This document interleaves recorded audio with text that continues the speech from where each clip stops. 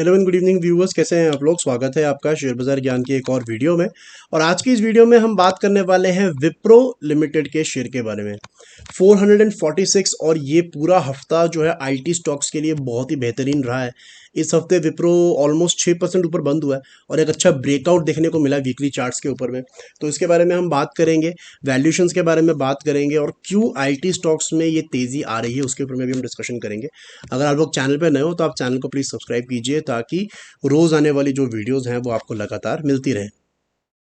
तो देखिए, IT stocks जो हमारे यहाँ पे लिस्टेड हैं, जो कंपनीज हमारे यहाँ पे लिस्टेड है, इनका डायरेक्ट रिलेशन होता है यूएस के साथ में, यूनाइटेड स्टेट्स ऑफ अमेरिका के साथ में। और अगर आपने न्यूज़ फॉलो किया होगा, जो आई एम श्योर आपने किया होगा, तो जब से फेड के चेयरमैन ने ये कहा अपनी कमेंट्री में कि 2024 के अंदर में हम 2 से 3 रेट कट करेंगे और उनको महंगाई अब काबू में आती हुई नज़र आ रही है।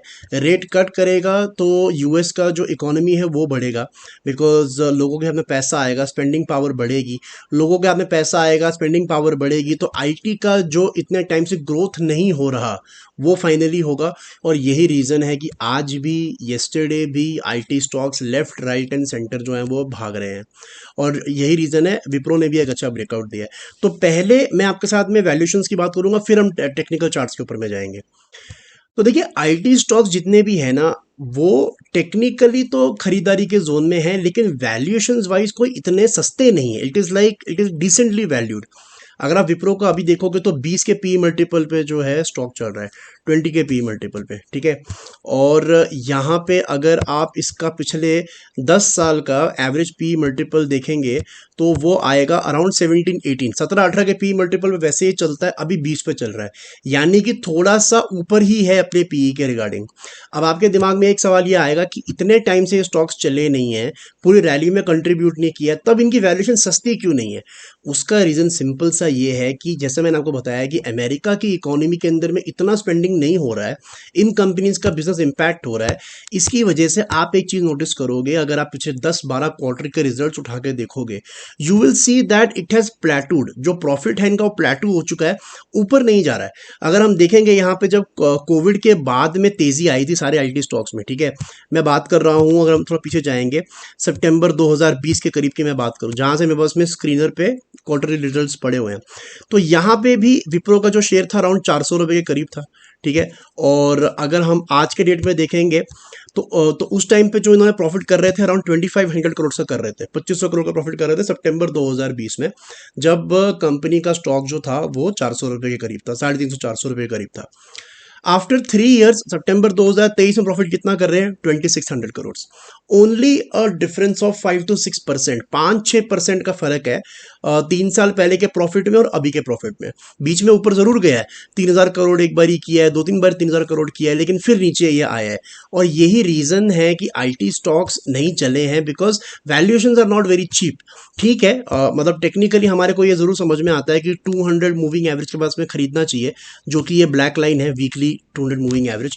हिस्टोरिकली हमारे को ये समझ में आता है कि जब भी हम इन लाइंस के करीब खरीदते हैं तो यहाँ से स्टॉक हमेशा ऊपर ही जाता है, वो बात बिल्कुल ठीक है। मैं भी इसी का एडवोकेसी कब से कर रहा हूँ कि आईटी स्टॉक्स आपको खरीदने चाहिए, लेकिन मैं इस पूरे जो एनालिसिस है उसके थ्रू मैं ये कहना चाहता हूँ कि अगर आईटी स्टॉक्स यहाँ से और चलना चाहते हैं, यहाँ से और इनको आगे बढ़ना है, तो इनको अपने आने वाले समय के अंदर में प्रॉफिटेबिलिटी भी बढ़ानी पड़ेगी, तभी जाके स्टॉक्स जो हैं वो परफॉर्म करेंगे और रैली के अंदर में पार्ट लेंगे। और उसका पहला इंडिकेशन हमारे को मिला जब फेड चेयरमैन ने कहा कि हम रेट कट्स करने की तैयारी कर रहे हैं, राइट। अब हम बात कर लेते हैं टेक्निकल चार्ट्स पे।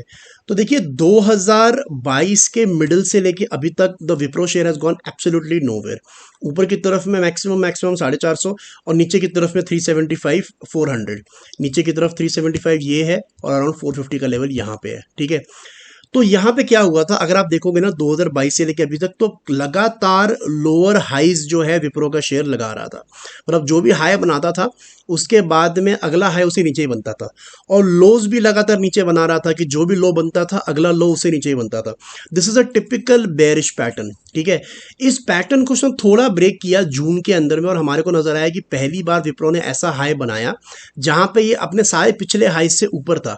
That was around the levels of 420 425 445 तक ये जब गया था, ठीक है। उसके बाद से फिर से एक सेलिंग आई। बेसिकली ये ऊपर तो जाता है लेकिन सेलिंग एब्जॉर्प्शन नहीं कर पाता, यानी कि जब ये ऊपर की तरफ में रैली कर रहा है, जैसे जून सितंबर में भी इसने किया था, जून से स्टार्ट हुआ था जो, इट वेंट अप टू 443 444 जहां पे ये आज खड़ा हुआ है। लेकिन जैसे ही एक रेड कैंडल बनती है या सेलिंग आती है, फॉलो अप बाइंग नहीं आती।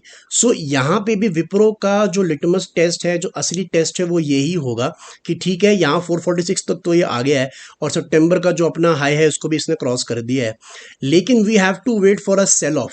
एक सेल ऑफ यानी कि जब यहाँ प्रॉफिट बुकिंग आएगी तो उसके बाद में विप्रो का क्या होता है, does it follow up buying यहाँ पे दिखने को मिलती है। जैसे यहाँ पे एक हमारे को रेड कैंडल दिखती है, तो यहाँ पे अगर एक ग्रीन कैंडल बन जाती तो विप्रो यहाँ से टेक ऑफ कर जाता।